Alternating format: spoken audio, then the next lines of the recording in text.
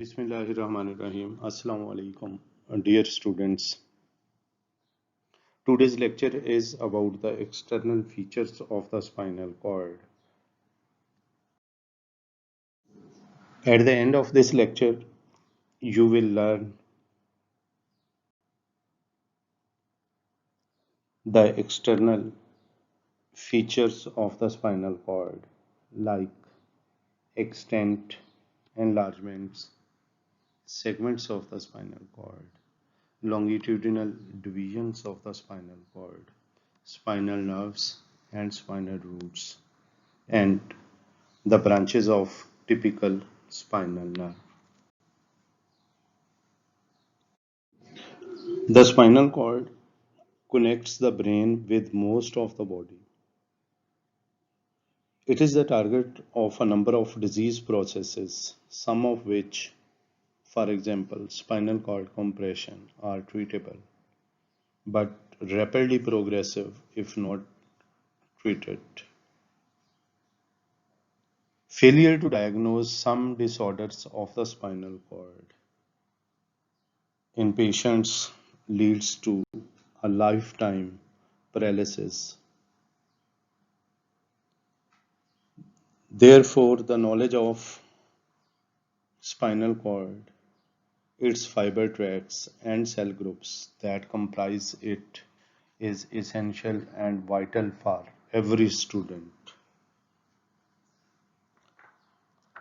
The spinal cord occupies the upper two-thirds of adult humans, and it lies within the vertebral column. As you can see from this diagram, the cord, the spinal cord, it is continuous at the upper end with the medulla oblongata, and at the lower end it ends as conus medullaris.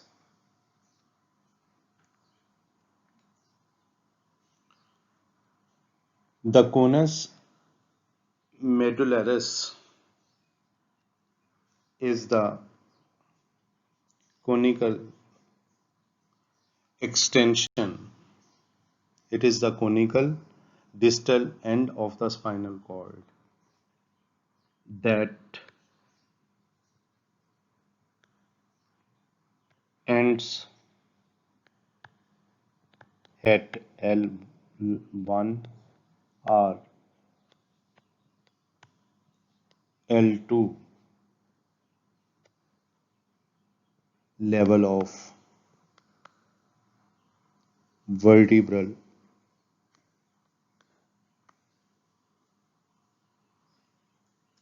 column.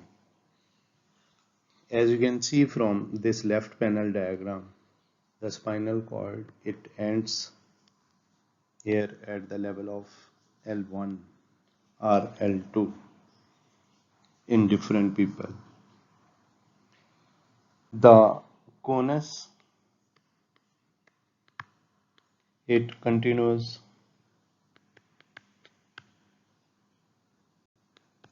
as phylum terminale that extends from the tip of conus and attaches to distal dural sac.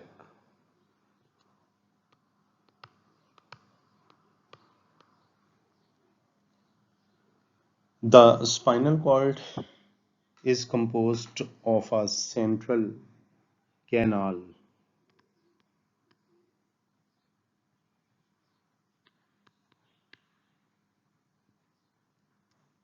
that is lined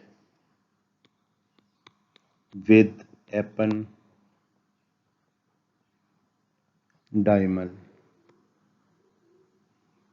cells, and central canal is filled with cerebrospinal fluid. Central canal opens into inferior portion of fourth ventricle. The examination of cerebrospinal fluid is very important, as we discussed earlier, for the diagnosis of different diseases. Now, as you can see from this diagram, although the spinal cord is approximately circular in cross section, the diameter of the spinal cord varies according to level. It bears two enlargements. Number one, the cervical enlargement, and number two, lumbosacral enlargement. Now, these cervical enlargements, they give rise to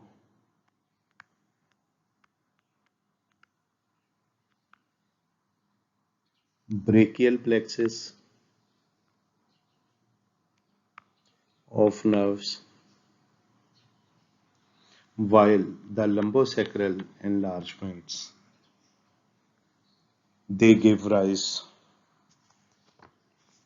to lumbar plexus, lumbosacral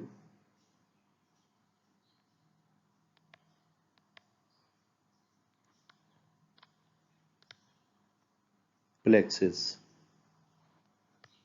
of nerves. The enlargements of the spinal cord contain increased number of lower motor neurons, and these lower motor neurons provide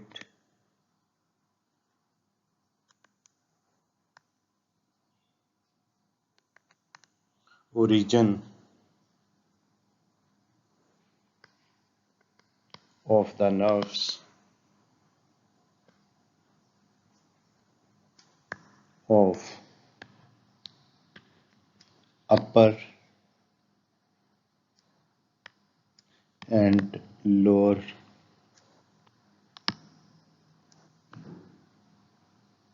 extremities. The spinal cord, as we can see from this diagram, it is segmental structure.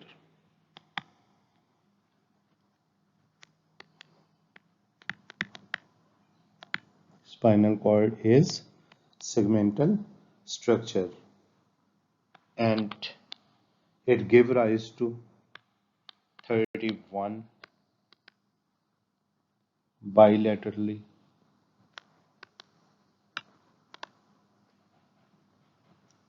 paired spinal nerves, and these spinal nerves includes, as you can see from this diagram,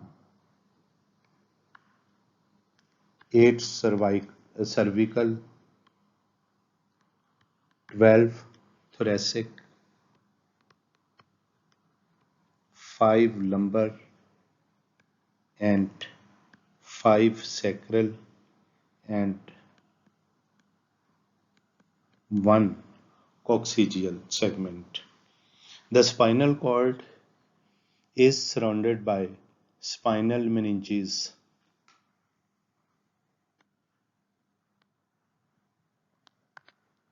and these spinal meninges are continuous with cranial meninges. These are continuous with the cranial meninges through the foramen magnum.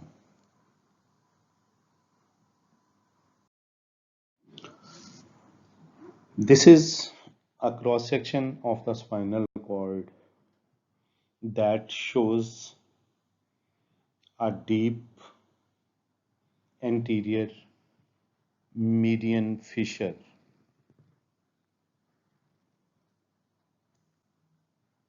and a shallow dorsal median septum.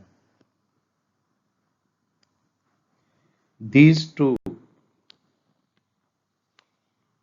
a deep ventral median fissure, also called anterior median fissure, and dorsal median septum are posterior median septum, divide the spinal cord into two symmetrical right and left halves joined in the central mid portion. And in the center, as we discussed in the previous slide, a central canal is present. The anterior median fissure contains a fold of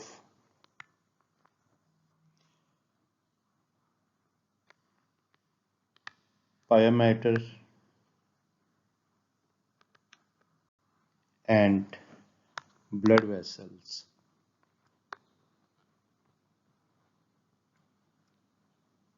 Its floor is the anterior white commissure. Floor is anterior white commissure.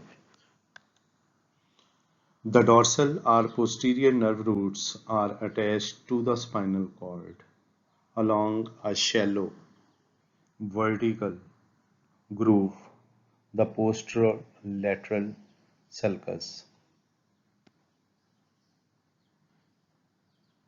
Posterolateral sulcus.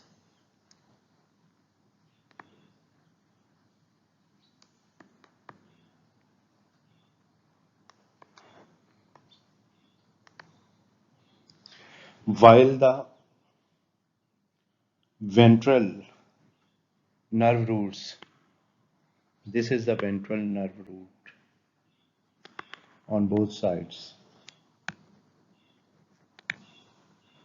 These ventral nerve roots exit the spinal cord in the anterolateral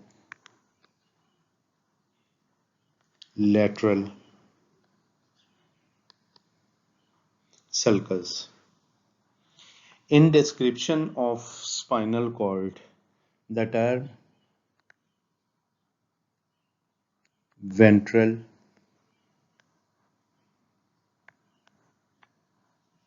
and anterior.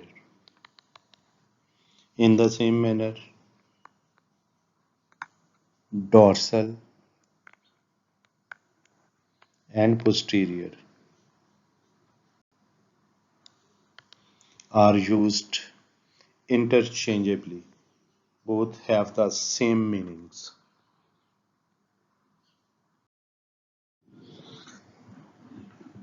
There are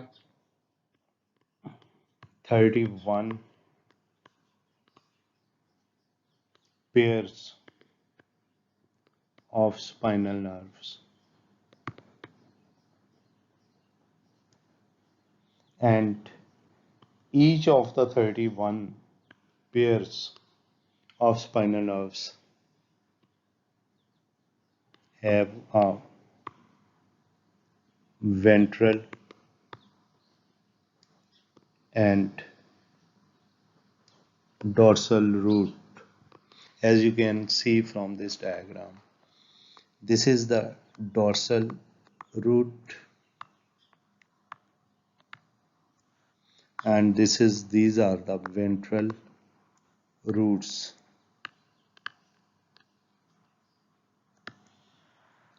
In the dorsal root of a typical spinal nerve, close to the junction with the ventral,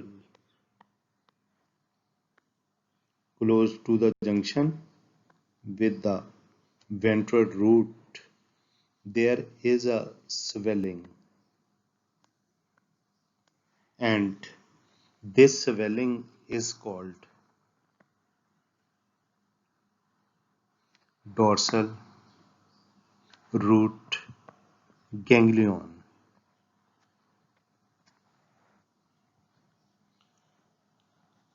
The dorsal root ganglion, it contains nerve cell bodies that give rise to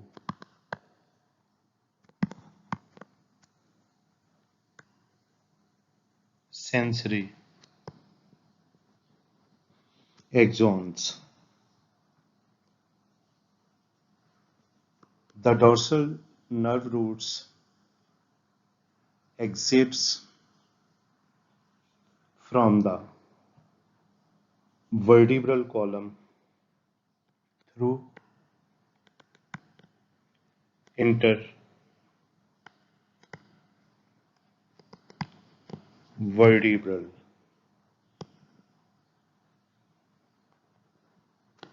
foramen. Each dorsal and ventral root is made up of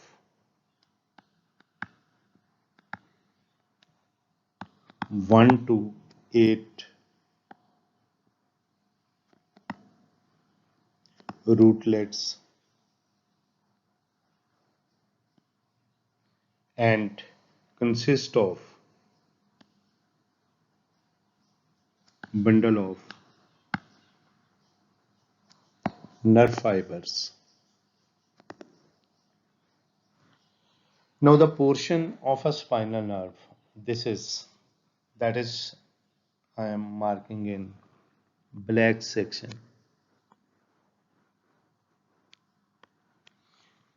The portion of a spinal nerve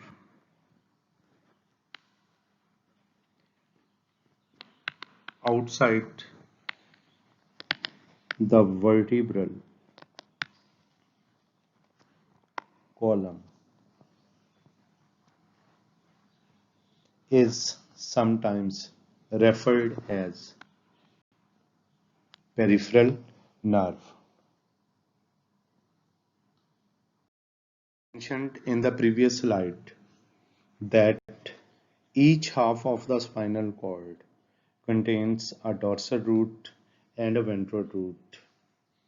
Now we will describe the dorsal and ventral roots in detail. The dorsal roots, these are largely sensory. Each dorsal root except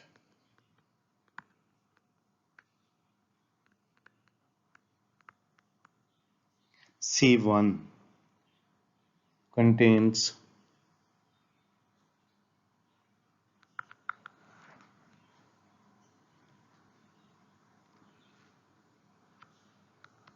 efferent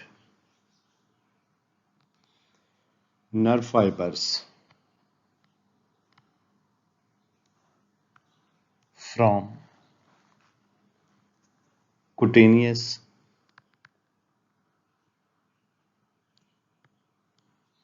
and deep structures.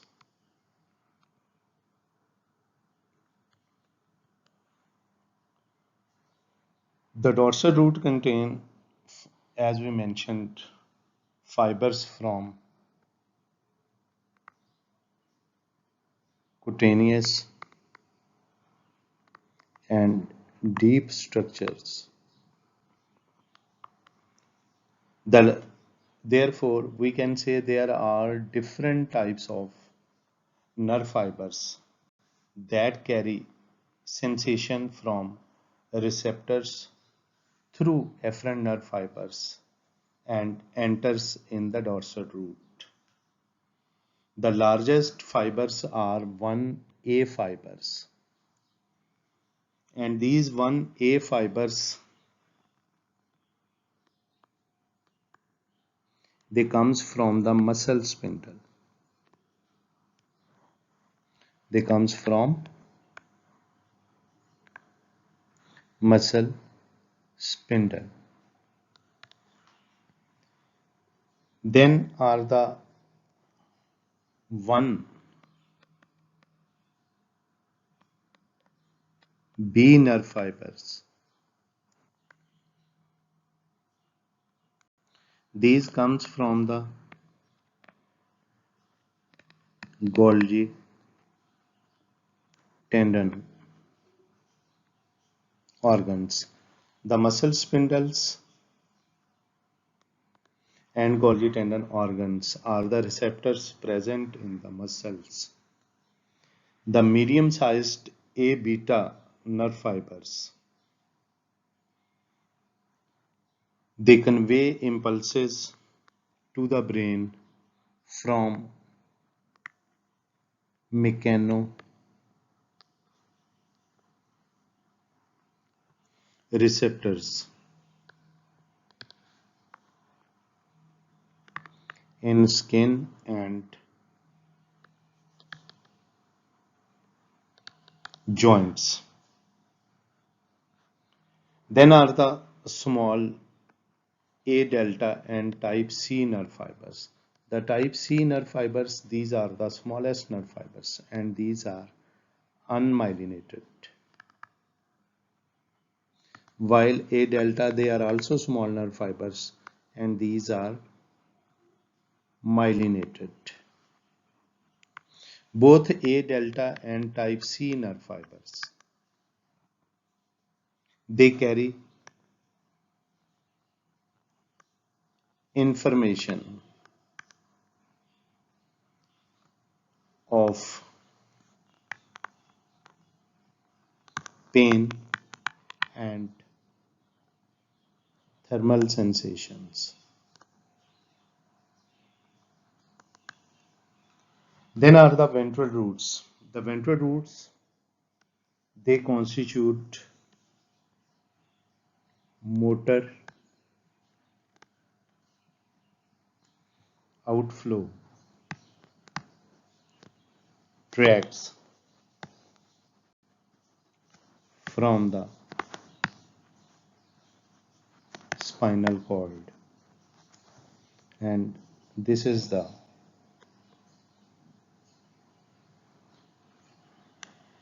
motor outflow tract. The ventral roots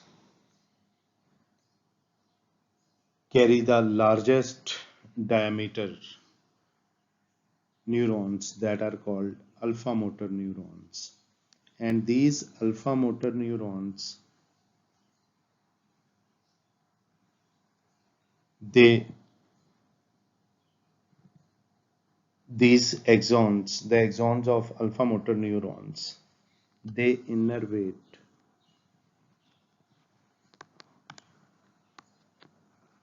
extra fusal muscle fibers. Then are the gamma motor neurons. These are relatively smaller neurons, and the axons of these neurons, they supply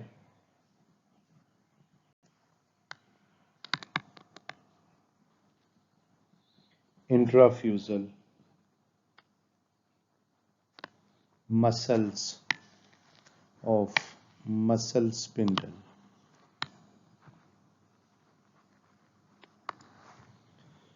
Then the ventral roots also contains preganglionic autonomic nerve fibers and a few afferent nerve fibers. The autonomic nerve fibers, they send fibers to the thoracic, upper lumbar, and mid-sacral regions.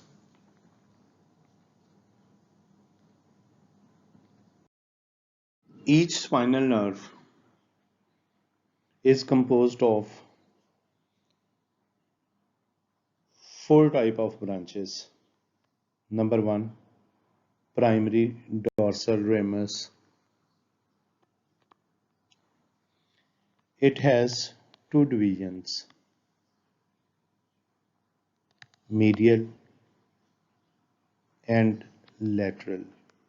Most of the fibers in the primary dorsal ramus, they are sensory, while very few are motor. Then the second branch of a typical spinal nerve is contains a primary ventral ramus. The primary ventral ramus, it contains mostly motor nerve fibers that innervates the muscles, especially in the cervical,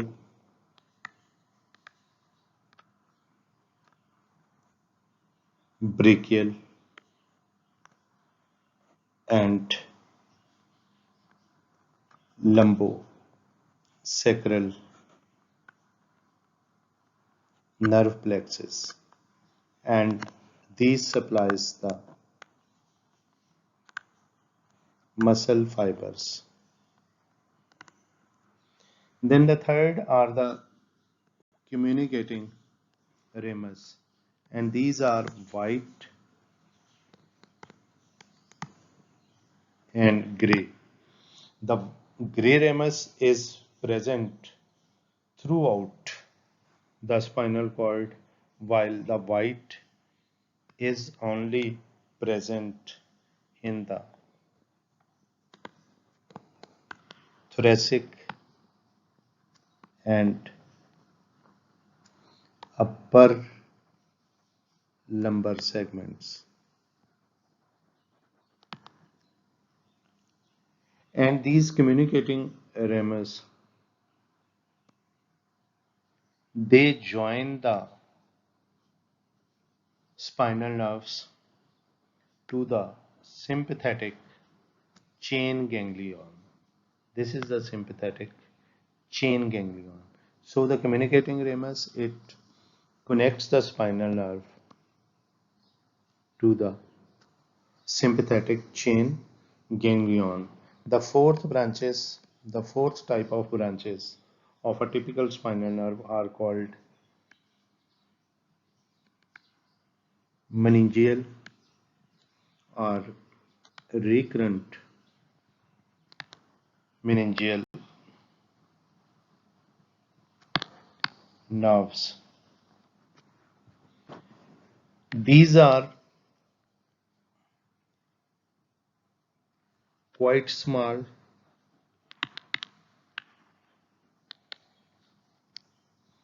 and carry sensory and vasomotor innervation